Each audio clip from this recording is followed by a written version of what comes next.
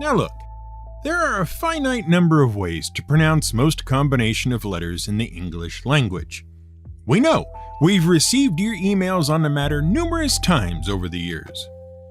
And sure, even within that very gross generalization, there are lots of variations and ways to trip up that, at the time, seemed perfectly correct and legitimate. We know, we've received your emails on the matter numerous times over the years. Fortunately, there are a number of aids to help you determine how to pronounce a given English word or phrase. There are also an approximately equal number of aids that will happily help you mispronounce a given English word or phrase. We're sure you've come across the YouTube videos from Pronunciation Manual that claim to be helpful pronunciation guides for celebrity names and popular words and phrases. For example, this one, which, believe it or not, is a guide to Xerxes. Kicker kikis. Kicker? The kikis. Kicker kiki. Humorous efforts aside, it's a real minefield out there to try to properly pronounce words, especially when a given sound can be spelled in a variety of ways. Oftentimes, many of these mispronunciations come across because people read words but never hear them spoken, whether that's because they read above their grade level or simply because they don't mix in the sorts of circles in which those words are commonly used. And sure, you can take a stab at it, but if you don't have reason to suspect you might be wrong, you certainly aren't going to think you need a dictionary to help you sort it out.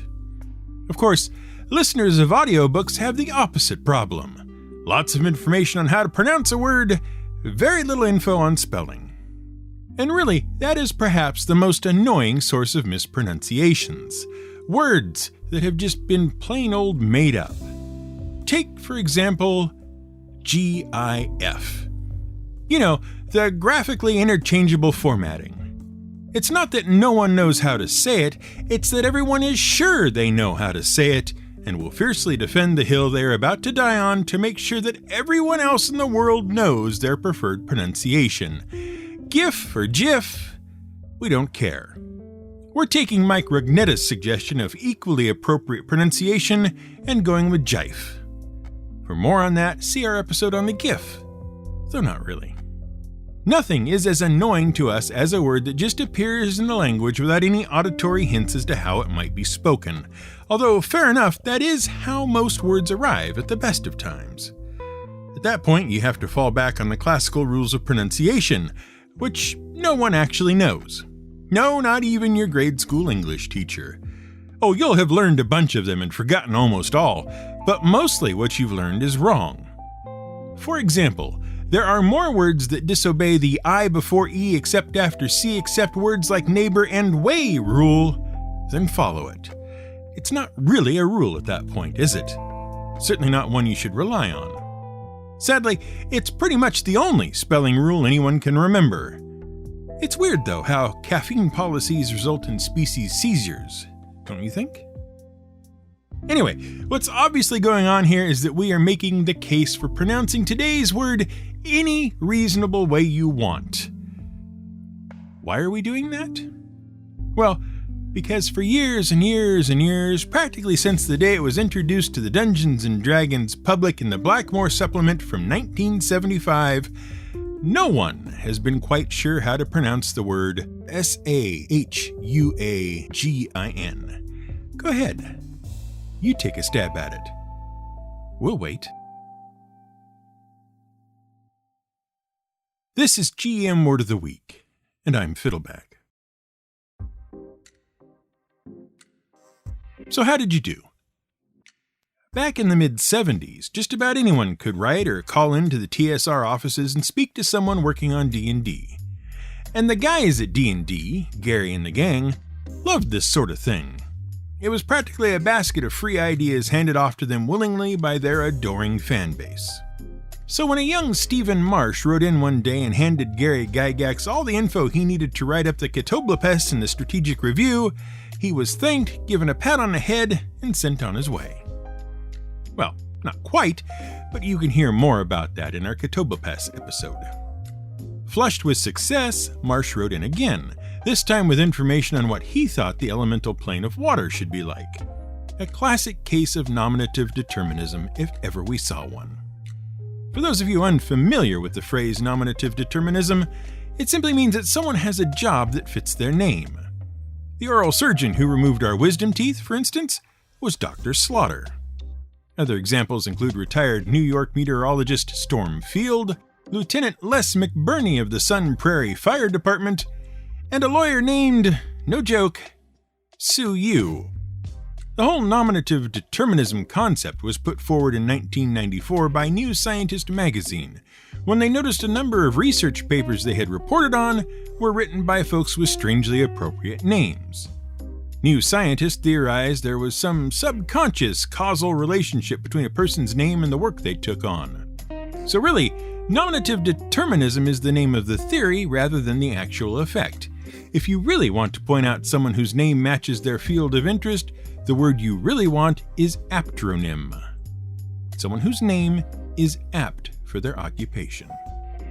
Like Alexander Graham Bell, who invented the telephone, and Thomas Crapper, whose invention we bet you can guess incorrectly, but whose real job was sanitary engineer and whose real claim to fame was 9 patents improving an already existing essential piece of household equipment. Incidentally, don't write in to tell us his name is the reason we refer to certain bodily waste with a 4-letter slang word. That story is, as you might expect, a load of crap. But we digress. When Stephen Marsh wrote in about the plane of water, he gave a very detailed explanation of it and included many different monsters and other NPCs to populate it. And since Dave Arneson was in the middle of writing the Blackmore module, guess where most of the critters and creatures ended up, put in place to help fill out Blackmore's swamp and ocean setting. Among the creations were the aquatic elves, the Ixidzachitil, and the thing we have yet to pronounce ourselves, thus settling the debate. Though, how about that Ixidzachitil pronunciation, eh? What, those didn't sound alike to you? Well, it's hardly our fault that no one can agree on how a completely made-up name is pronounced. After all, as we mentioned in our Catoblapes episode, every creature in the various monster manuals over the years should have come with a pronunciation guide.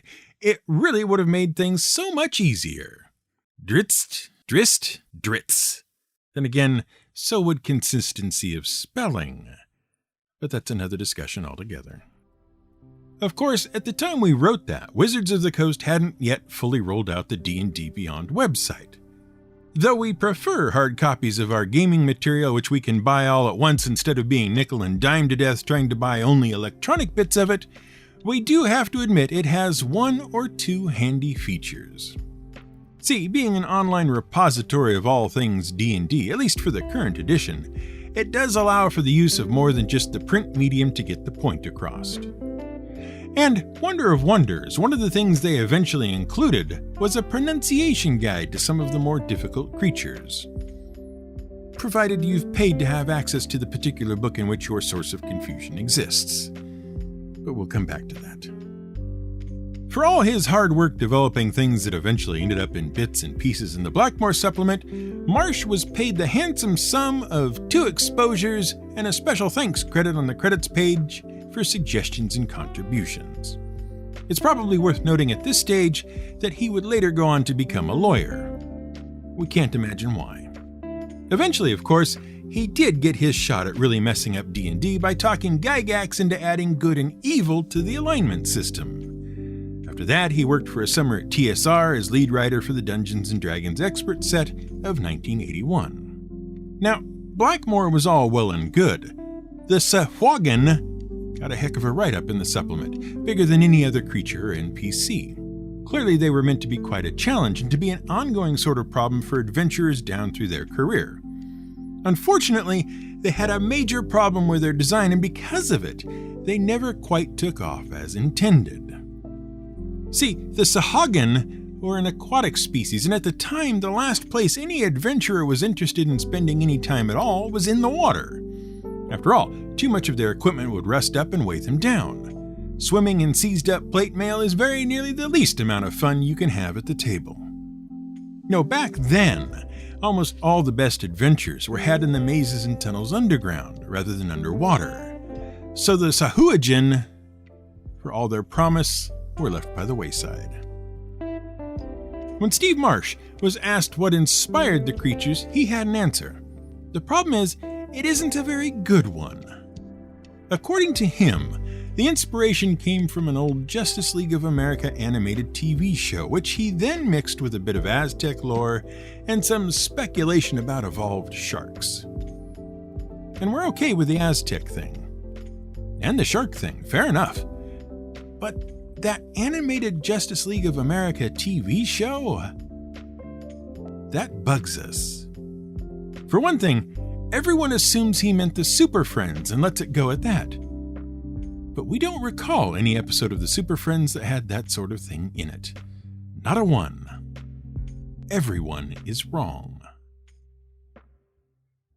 Fortunately, we didn't have to do the footwork to figure out why it was wrong.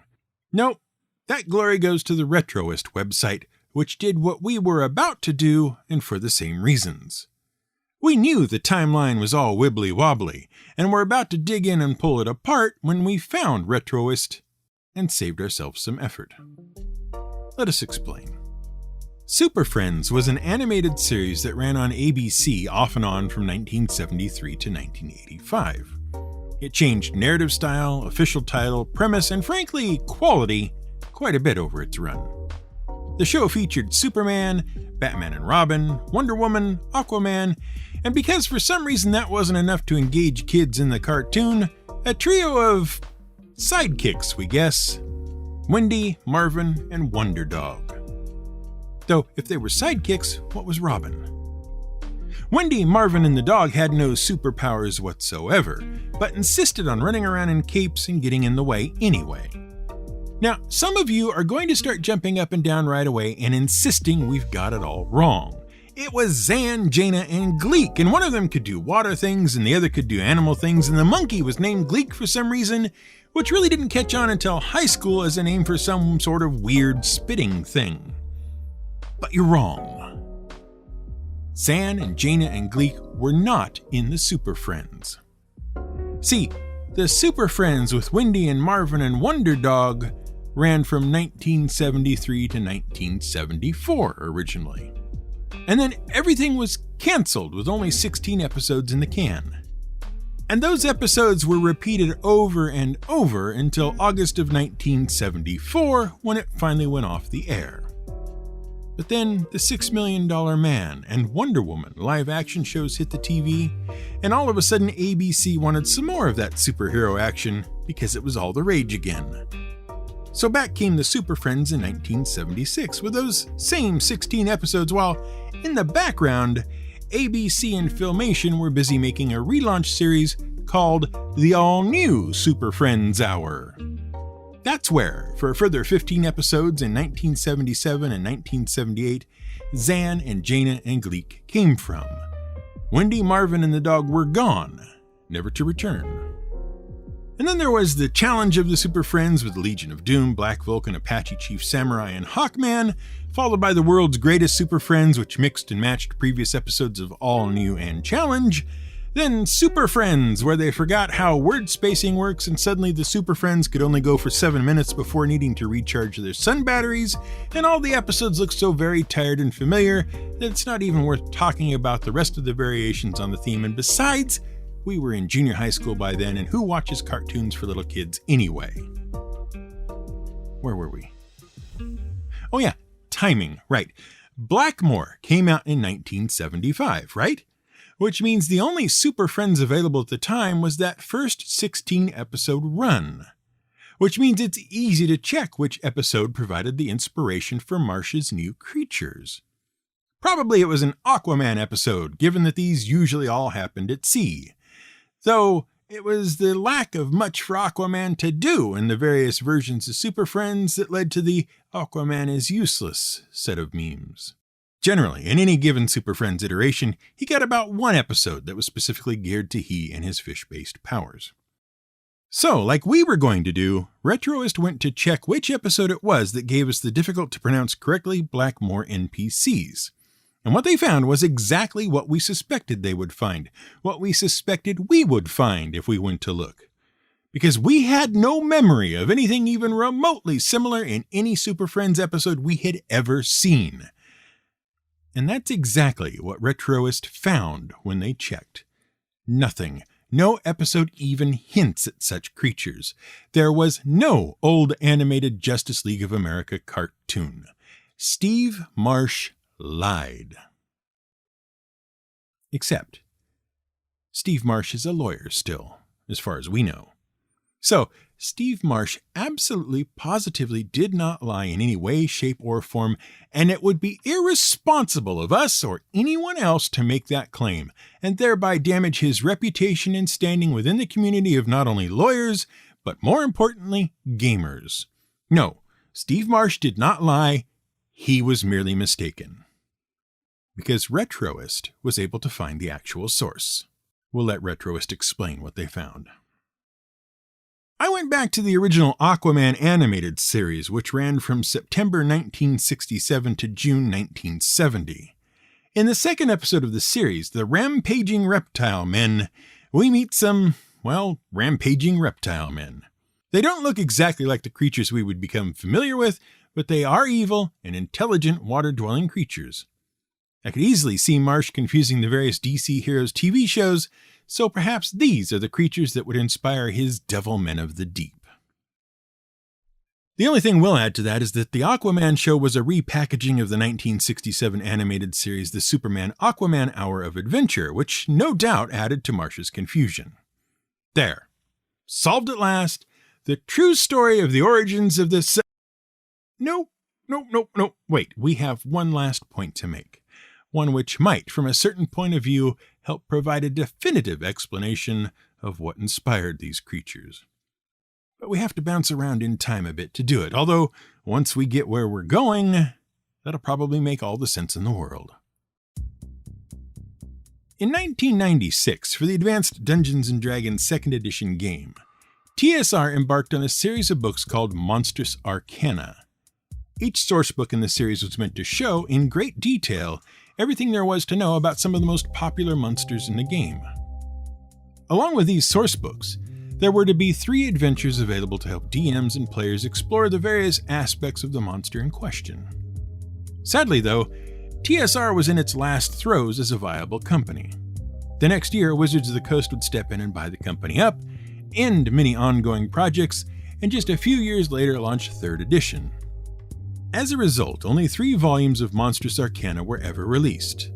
One on the Beholder, one about Mind Flayers, and the one we are interested in, the second in the series. Written by Skip Williams, The Sea Devils came out in 1997 and was one of the first books published by Wizards of the Coast for D&D, though it's likely this is only because it was one of the most complete. Now, you'll note the name of the book is not the same as the official name of the creatures. Which is fine. Lots of D&D critters get a variety of names depending on where you run into them, how they've been handled over the years in the various editions, and lots of behind-the-scenes stuff that we'd really rather not hash out again. See our episode on Malabranche. Sea Devils is just one of those alternate names provided for by the lore and publishing history, along with Devilmen of the Deep. But here's where the problem starts.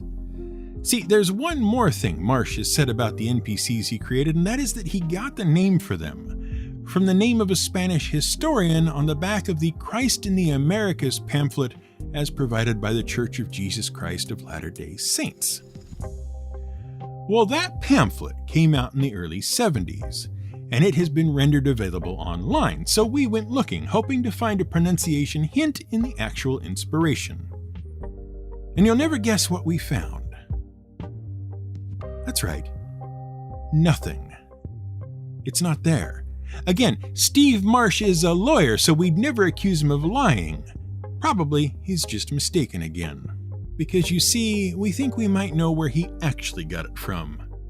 We're probably totally wrong, but let us give you the evidence anyway.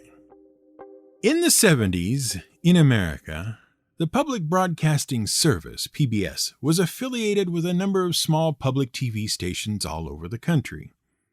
And they were all pretty desperate for programming, especially in the evening after all the Sesame Street, Electric Company, and Mr. Rogers had played out. They needed programming for an audience older than grade schoolers. And what they got, through a deal assisted by PBS, was Doctor Who. The original series, not all this newfangled stuff. Stuff from the 60s and 70s. So episodes of Doctor Who were available to view in the States for anyone in range of a public TV station and the ability to find them. We lucked into it one night and discovered the fourth Doctor, Tom Baker. However, the third Doctor, played by Jon Pertwee, had numerous adventures under his belt by the time 1975 rolled around, one of which featured he and companion Jo facing off once more against his arch-nemesis, the Master. In the third serial of the 9th season of Doctor Who, which would make it 1972 originally, everyone was all at sea in an adventure called The Sea Devils. And yes, it featured an underwater aquatic race of lizardy people who, in the show, were members of the Silurian species. And they have a distinct dislike of surface dwellers for a variety of reasons, not the least of which is that they once ruled the planet until the monkeys somehow took over. Now, that could all just be coincidence, and it could be that Marsh never saw the show, but we bet someone somewhere knows all this. Because for years, since they were first introduced, the official pronunciation of Sahuagin was Sahuagin. But if you go to D&D Beyond today and pull up the entry on them, you can hear famed voice artist Matt Mercer officially pronounce them on an official Wizards of the Coast product as Sahuagin. Sahuagin. It's who again? Makes you think, doesn't it?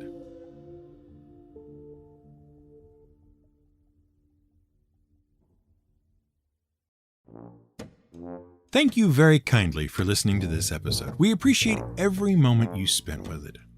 Incidentally, any words you might have heard in this episode that sounded a bit off were probably done intentionally to see if you were paying attention and caught all of them. Probably. We've updated our merchandise store on Redbubble, and even if we do say it ourselves, it's a pretty impressive selection of interesting designs. In particular, we're very fond of the way the backpack, duffel bags, and socks came out. You can check out the rest of the stuff, as well as other ways to support the show by going to our support page at gmwordoftheweek.com. And any way you want to help us is fine by us, and we appreciate each and every one of you who do so. Thanks, gang. You can read the Retroist blog and catch their podcast at retroist.com. Let them know you appreciate them if you swing by. We'd have had to have watched 8 hours of rather flaky 70s superhero cartoons otherwise. This episode was researched, written, and produced by Brian Casey, who had to remind people all through grade school that it's B-R-I-A-N and not B-R-A-I-N, though we always appreciated the compliment. Music was provided by Blue Dot Sessions. A constant threat to man, beast, and fish are the voracious Sahuagin, whose only friends seem to be the equally voracious and predatory giant sharks. Although of an intelligence equal to the elves in many respects, the Sahuagin have taken and perverted virtually every aspect of civilization to support their sadistic, cannibalistic culture.